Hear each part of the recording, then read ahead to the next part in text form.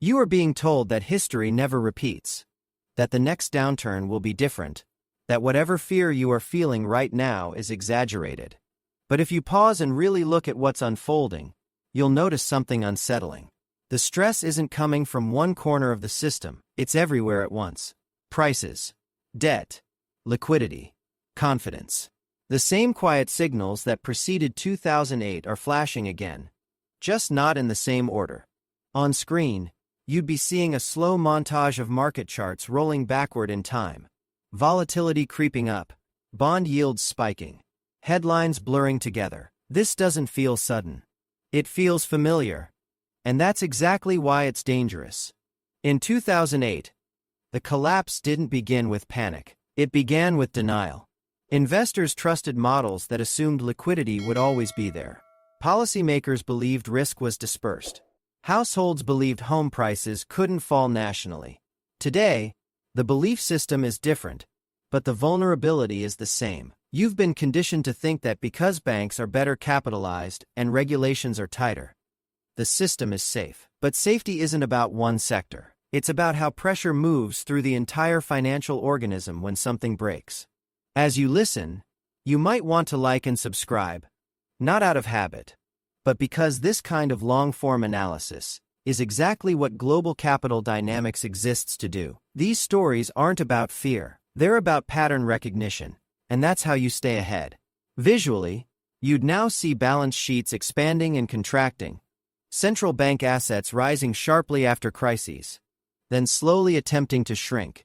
One of the most overlooked similarities to 2008 is leverage. Back then, it was hidden in mortgage-backed securities and off-balance sheet vehicles. Today, it's embedded in private credit, derivatives tied to interest rates, and the sheer scale of government borrowing. According to the Federal Reserve's own Financial Stability Report, elevated asset valuations and funding risks remain significant. You can review using the link in the description. The language is careful, but the message is clear.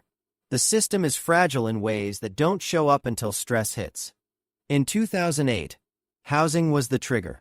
This time, it may not be one asset class. It could be the bond market itself.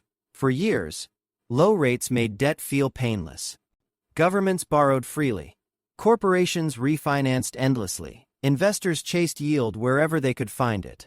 Now rates have risen faster than at any point in modern history.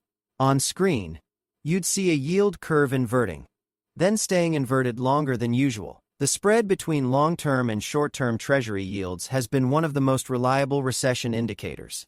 And the data from the Federal Reserve Bank of St. Louis shows just how extreme this inversion has been.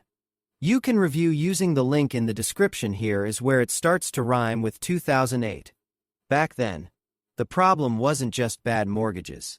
It was that no one knew who ultimately held the risk. Today, the question is similar. Who absorbs the losses when rates stay higher for longer? Banks hold bonds that lost value.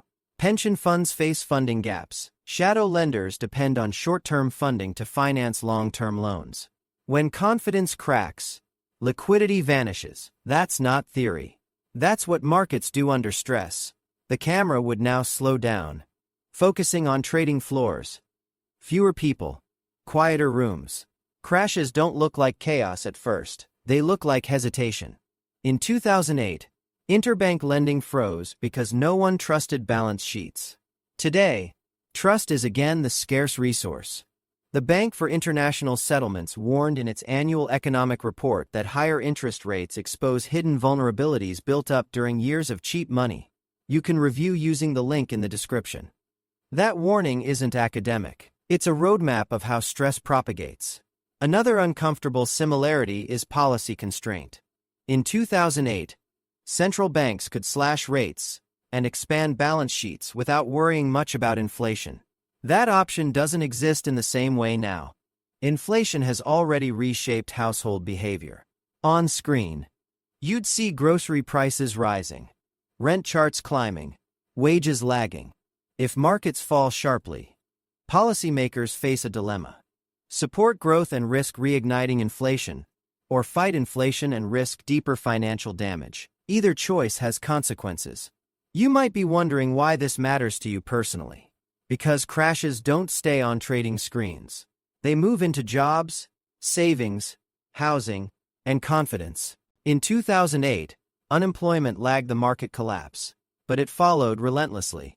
Today, labor markets look strong, but cracks are forming. Hiring slows quietly before layoffs make headlines. Consumer credit stress rises before defaults dominate the news. The International Monetary Fund's Global Financial Stability Report highlights growing risks from tightening financial conditions and rising debt burdens. You can review using the link in the description halfway through this story. The rhythm changes. This is where attention usually fades. But this is where the signal gets strongest. In 2008, many people knew something was wrong but didn't act because the collapse felt abstract. Today, the danger is similar complacency. Markets have been conditioned to expect rescue. Every dip has been bought. Every crisis met with liquidity. That belief itself is a form of leverage. On screen.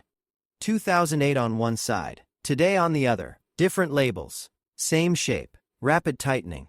Elevated leverage. Policy uncertainty. The difference is speed. Information moves faster now. Panic can spread digitally before institutions even open.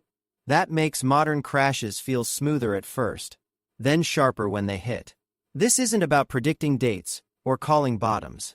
It's about understanding structure. In 2008, the system broke where it was weakest. Today's weaknesses are dispersed. That makes the outcome harder to see, not less severe. Private markets are less transparent. Sovereign debt levels are higher. Political polarization limits coordinated responses. Each of these factors reduces resilience.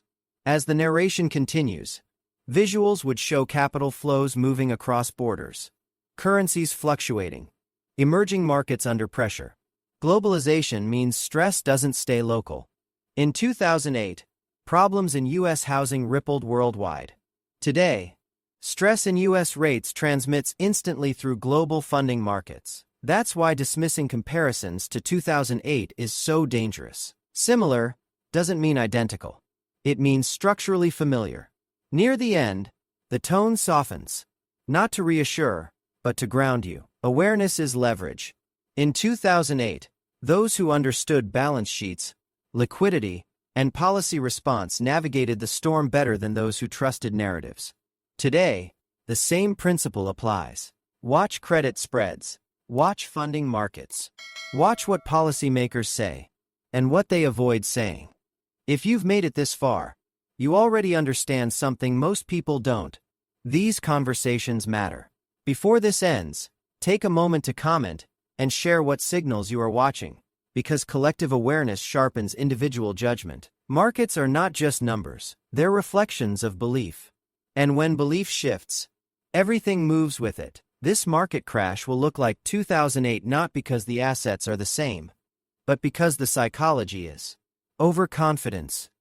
Built on years of stability. Complexity mistaken for safety. And a system that only reveals its true fragility under stress. What you do with that understanding is up to you.